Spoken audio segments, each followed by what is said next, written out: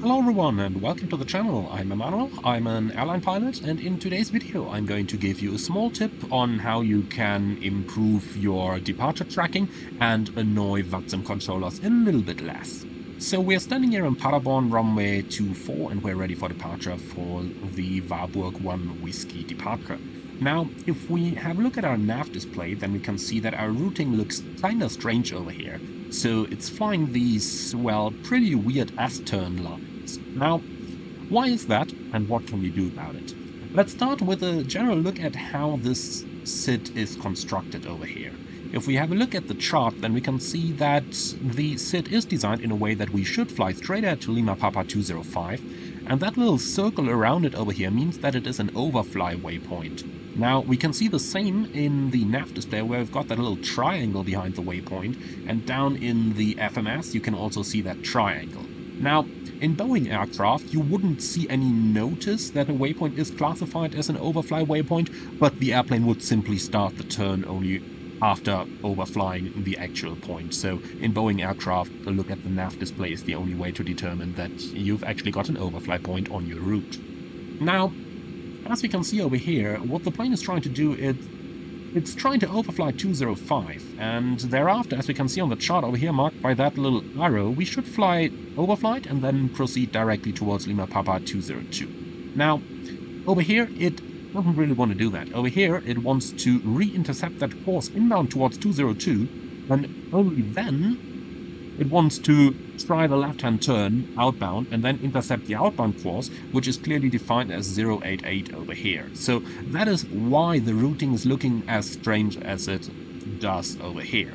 Now, there is an obvious easy solution to that, which however many flight simmers don't really do. So many flight simmers would just let the airplane fly exactly what it wants to fly over here in the FMS.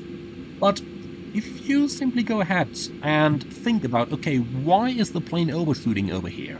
Well, the obvious answer to that is it's simply too fast. It cannot track its routing when doing 250 knots. And as we can see down here, when it overflies 205, it wants to be at a speed of 181, but it's accelerating and wants to be at 250 knots when reaching waypoint 202. So that's quite a quick acceleration in that turn. Now, an easy way to make this look a little bit more like the chart, and most certainly more like what ATC would expect you to fly, is this.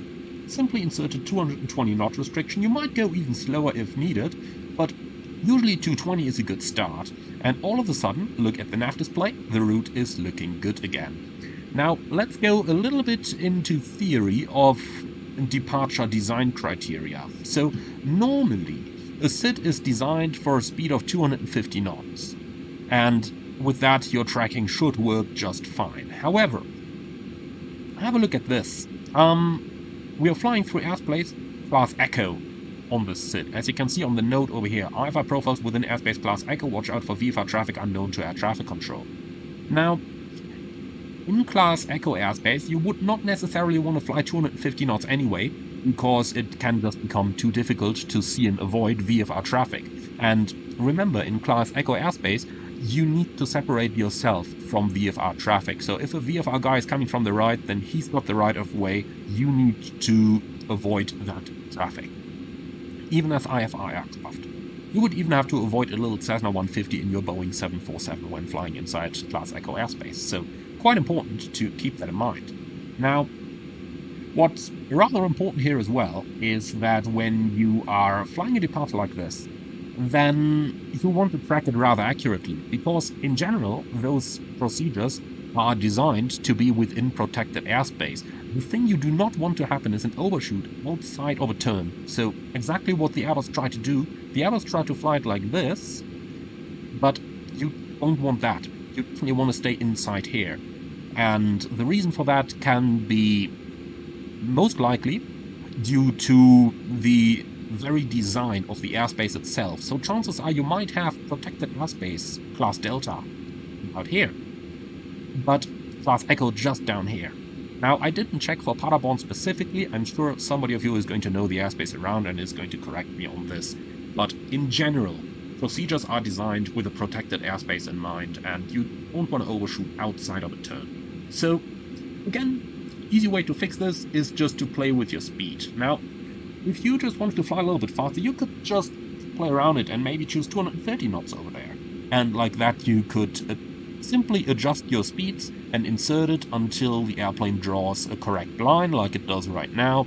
And once it's drawing a correct line, you know that you found a speed where you are perfectly able to comply with the charted procedure. Now, a little thing that you can do over here in order to help yourself as well.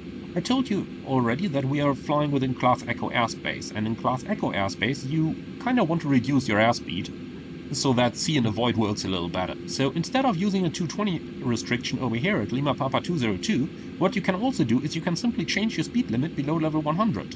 In order to do that, you pick the speed limit point, you go on the vertical revision, and then in here you've got the limit. So let's say we want 220 knots below flight level 100. We can put that in here, we can insert that, and now we've simply told the airplane that we want to fly 220 below level 100.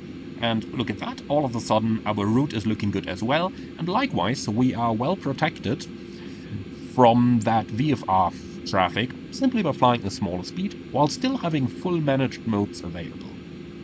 Obviously a different method of doing this, let's say we want to get rid of that 220 restriction here again, let's turn that towards 250 again. Format error, oh come on Airbus, 250 slash, okay.